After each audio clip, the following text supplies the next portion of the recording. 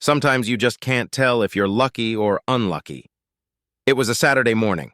I had backed out of my driveway and was just heading to the mega mall to buy some parts to fix the tub in our bathroom when I realized I had a flat tire. And I'd only gone about 30 meters, no more. I had to get out of the car and go home to get a hydraulic jack. On the way to the kitchen, I heard Dora talking to someone on the phone. "Don't worry, he won't be a problem." The jingling of my keys on the counter let her know I was back. In a muffled voice, hurriedly, "I gotta go." 3x Soji into the kitchen and I see her turn around, smiling as if nothing had happened. "Hey, honey, you turned around fast." "Got a flat tire," I mumbled. "Oh, that sucks. Do you need help with that?" "No, I can handle it." It was time to figure out what it all meant. While I changed the tires, I thought about the background, deciding to remember everything Dora had done and said lately, to see if I could find any clues or warning signs. The first thing that struck me as odd happened the night before. When I got home, Dora complained to me that the bathroom drain in our toilet was nearly clogged again. It wasn't the happiest of information, but why would it even matter at 6 o'clock in the evening? We live in an old house and use the bathtub as a shower as well. Okay, wait. That means she showered before I got here. Well, you don't need to read too many stories to put 2 plus 2 together and figure out what that means. So, after changing the tires, I went upstairs to wash my hands. I checked the laundry basket once and found a wet bath towel left over from last night and Dora's panties, still damp from hand washing. My name is Matt. I've been married to Dora for 4 years. We knew each other in high school but hadn't dated at the time. Then one day, after college, we saw each other again, and everything seemed to fall into place. We had an active and healthy sex life before we got married, and it hadn't slowed down much until recently.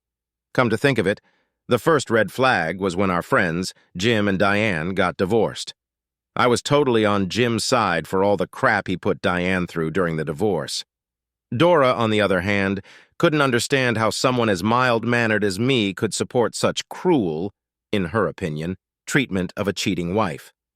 I remembered her clucking, justifying her friend Diana's behavior with the words, maybe it was just sex, and that this little mistake should not lead to such draconian measures. "Look at it this way, Dora," I said to my wife. "Fidelity is like pregnancy. You're either pregnant or you're not. There's no gray area. There are only 2 numbers on the fidelity scale, either 100% or 0.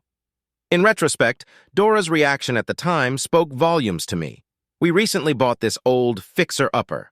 Until major improvements are made, the place won't sell to anyone unless someone else wants to clean it up. I'm generally pretty handy with tools. The only problem is finding enough time to do it all. Now, in light of my recent discoveries, I didn't want to go to the bathroom, but instead I just needed to clear my head and collect my thoughts. I went outside to do some yard work. My indignant mind was seething with anger, but I didn't know what else to do to get more information. Dora was out in the yard, too, crouching nearby, tending to her rose bushes. I had already started pruning the trees when suddenly I heard a shrill screech. Dora was stumbling, trying to get up and screaming panikedly, "3 me yeah." I smiled. Dora was deathly afraid of snakes. As for me, I find snakes funny, living ropes with eyes and a split tongue. When I got close to her bushes, I saw a pencil-thin garter snake, garden snake, about 30 centimeters long on the ground. "Kill it! Kill it!" Dora shouted from a safe distance. I lied. "I don't see anyone. Are you sure?" "Hell yes, it was huge. Look closely." While Dora was looking out the door, I picked up a half-meter-long twig from the ground and threw it in her direction. "Is that her?" A deafening shriek and the sound of the door slamming shut was all I heard. Dora had locked all the doors leading into the house, so I had to apologize for throwing the snake at her for a long time before I was allowed in. "I need to lie down," she moaned. "You know I hate snakes. It wasn't funny at all to throw it at me." As soon as Dora went upstairs, I turned on her cell phone and wrote down the phone numbers she'd called recently. 3 Aundo. I checked her recent travel history on online maps to see what routes she'd made inquiries on. Yesterday, for example, at 2:30 p.m., Dora visited a coffee bar. Putting the puzzle together wasn't that hard. Too many calls to Jacob Sater, her co-worker, for it to be a coincidence. There weren't too many people in our fair city with a name like that, and one of them, I'm guessing, is this fruit that lives about 4 miles from our house. Well, I decided to go for a drive and have a look around. Turns out the coffee bar is almost right next to the motel. Bam! One down, one to go. I carefully parked a few houses away from Jacob's house and watched him. There were a couple of kids playing in the front yard, and a pretty lady would occasionally peek out the window and chat with them. I assumed that the man who soon came out of the house was Jacob. A minute later, he got into a car parked at the house and drove away. I emerged from my ambush, folder in hand, and knocked on the front door. "Yes, can I help you?" The pretty lady owner had a nice voice, too. "Yes, ma'am, I'm updating the census information. Are you Mrs. Sater?" I asked in a businesslike manner. "Yes, I am." I opened the folder and made a note in my papers. "I'm sorry, I don't have your name. You have 2 children, don't you? How old are they?" "My name is Julie. My children are 5 and 7, she replied. Nodding and deep in thought, I scribbled some more. "And you're still married to Jacob Sater?" "Yes," she answered easily. Julie confirmed that Jacob was a manager at the same firm where I knew Dora worked. "Well, thank you. That's all I needed. Have a good day." I smiled as I slammed my folder shut and left the Sater's house. Julie, like me until recently, was apparently completely unaware of what her asshole husband and my whore wife were up to. By this time next week, things would be very different. I rejected Dora's attempts at sex on various pretexts, and she didn't seem to mind my lack of interest.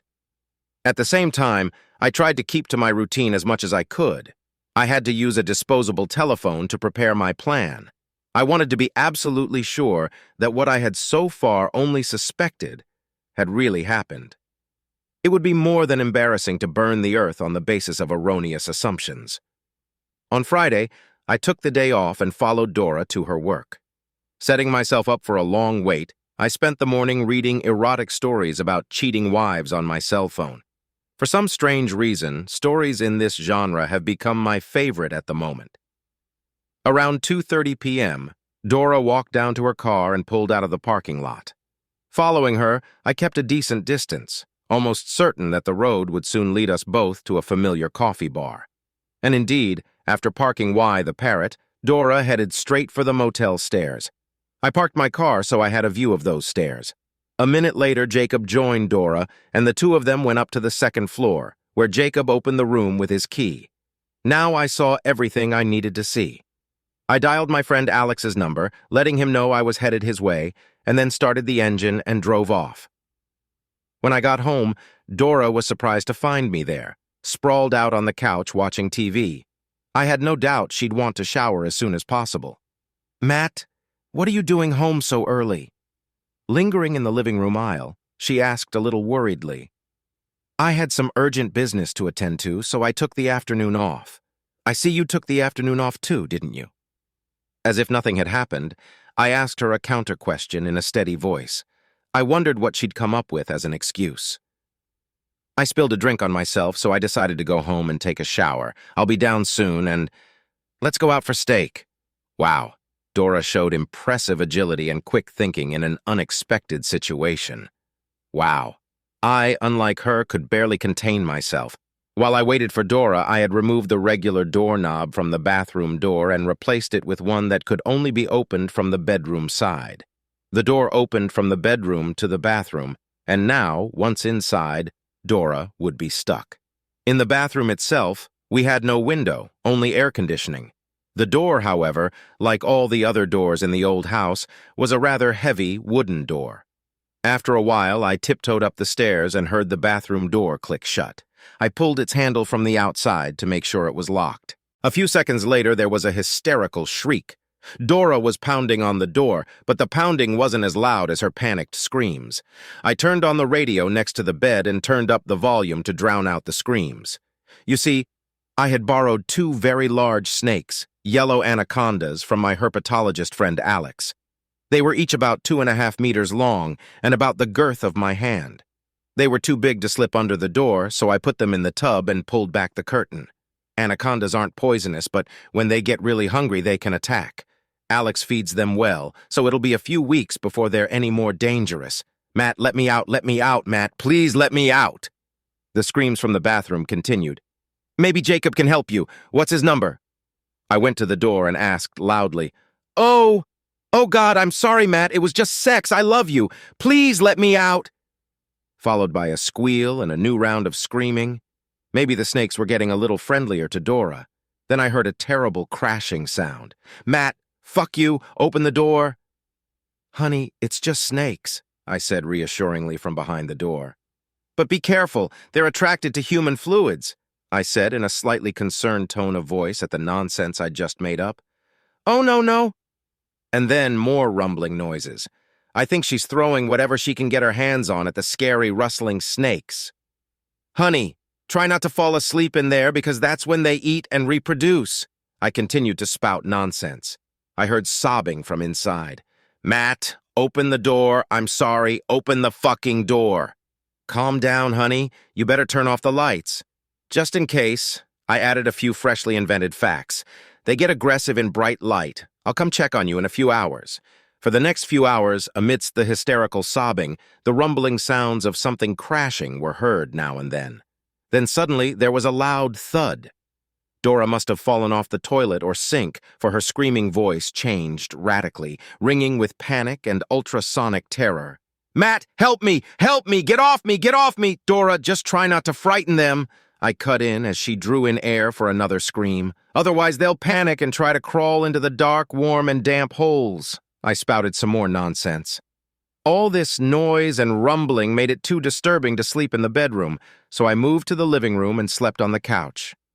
In the morning, after brewing a cup of coffee, I climbed the stairs to see what the forecast was for today. "How are you doing, darling?" I asked through the locked door and listened. I couldn't hear the old bedlam, only grunts and whimpers from inside. Perhaps it was the lack of adequate sleep. I'd have to stop by again at lunchtime and check it out. I spent the morning going through my email and looking at new car offers. Then Dora's friend showed up on the doorstep, picking her up to go somewhere together. "Hadn't she called you?" I wondered. "I'm sorry about that.